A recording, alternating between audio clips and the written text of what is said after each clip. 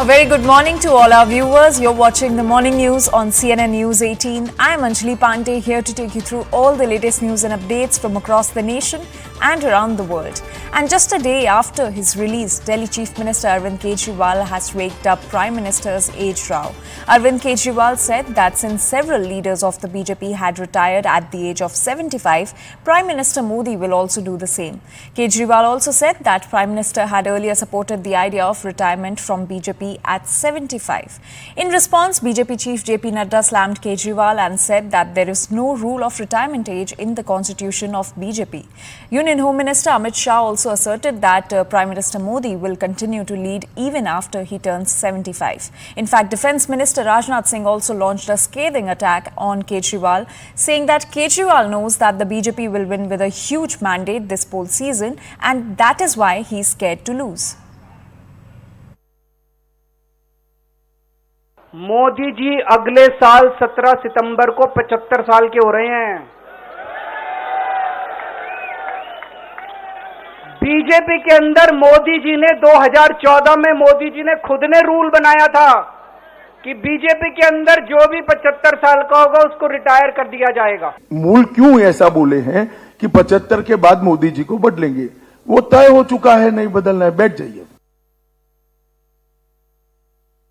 देखिए, केजरीवाल जी ने जो पूछा है वो अपनी जगह ठीक है, लेकिन इनका प्रधानमंत्री बनने का सवाल ही नहीं है।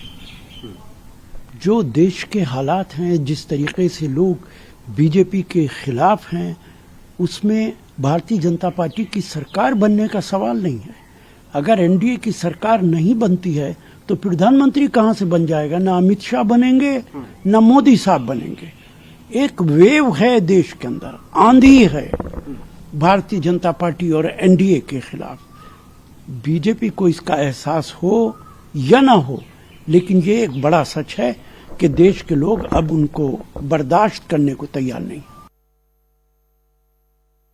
अमित शाह जी ने जो बयान दिया है, पहली बात तो यह कि अरविंद केजरीवाल जी ने एक जायज सवाल पूछा कि भाई प्रधानमंत्री ने नियम बनाया, अपनी पार्टी के लिए नियम बनाया कि 75 साल के बाद नेताओं को रिटायर हो जाना चाहिए, और उन्होंने आडवाणी जी को रिटायर कर दिया, उनका टिकट काट दिया, जोशी जी को रिटायर कर दिया, उनका टिकट काट दिया, सुमित्रा महाजन जी का टिकट काट दिया, शांता कुमार जी का टिकट काट दिया, यशवंत सिन्हा जी का टिकट काट दिया, राजेंद्र अग्रवाल जो मेरठ के सांसद थे, रमापति राम त्रिपाठी देवरिया के सांसद थे, सत्यदेव पचौरी कानपुर के सांसद थे, उनका तीनों का टिकट काट दिया।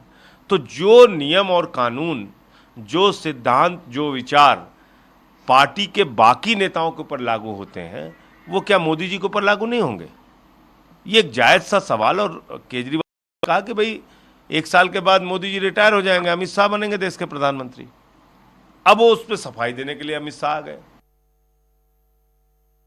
केजरीवाल जी जेल में पहुंचने के बाद अपना मानसिक संतुलन खो बैठे हैं, अभी बेल पर है और केवल चुनाव तक के लिए हैं।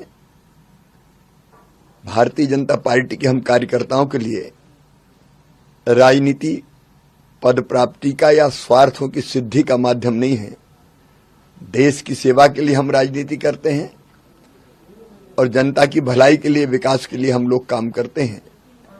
राष्ट्रीय पुनर्निर्माण का महाआंदोलन अभियान है भारतीय जनता पार्टी, जिसके हम सब कार्यकर्ता हैं, और पार्टी जो काम हमें देती है उस काम को पूरी प्रामाणिकता, मेहनत और ईमानदारी से हम करते हैं।